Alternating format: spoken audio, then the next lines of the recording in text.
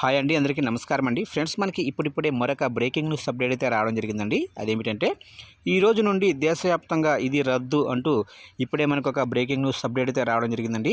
అయితే ఇందుకు సంబంధించిన పూర్తి వివరాలు అయితే మన వీడియోలో తెలుసుకుందామండి. వీడియో మాత్రం ఎక్కడా స్కిప్ చేయకుండా చూడండి ఫ్రెండ్స్, అప్పుడే మనకి పూర్తి సమాచారం అయితే తెలుస్తుంది. ఇక ముఖ్యంగా వీడియో నచ్చినట్లయితే లైక్ చేయండి ఫ్రెండ్స్. లైక్ చేయడం వల్ల మనకు తెలిసిన ఇన్ఫర్మేషన్ మరికొంతమందికి అయితే రీచ్ అయ్యే అవకాశం ఉంటుంది. ఇక లేట్ చేయకుండా వివరాల్లోకి వెళ్ళిపోదాము. ఇక సార్వత్రిక ఎన్నికలు పూర్తి కావడంతో కేంద్ర ఎన్నికల సంఘం ఎన్నికల కోడ్ ఎత్తివేస్తూ ఆదేశాలు జారీ చేసింది. ఎన్నికల ప్రక్రియ పూర్తి కావడంతో గురువారం సాయంత్రం 6 గంటల నుంచి కోడ్ ముగిసినట్లు ఈసీ వెల్లడించింది.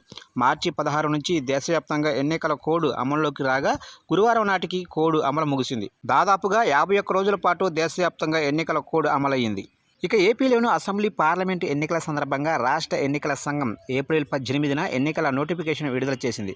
ఆ రోజు నుంచి ప్రారంభమైన ఎన్నికల నామినేషన్ ప్రక్రియ ఏప్రిల్ 25వ తారీఖున ముగిసింది. ఇక 26న స్క్రూటినీ, 25 వరకు ఉపసంహరణ ప్రక్రియ జరిగింది. అనంతరం మే 15వ తారీఖున ఎన్నికలు జరగగా 20 రోజుల తర్వాత జూన్ 4వ తారీఖున ఫలితాలు వెలువడ్డాయి.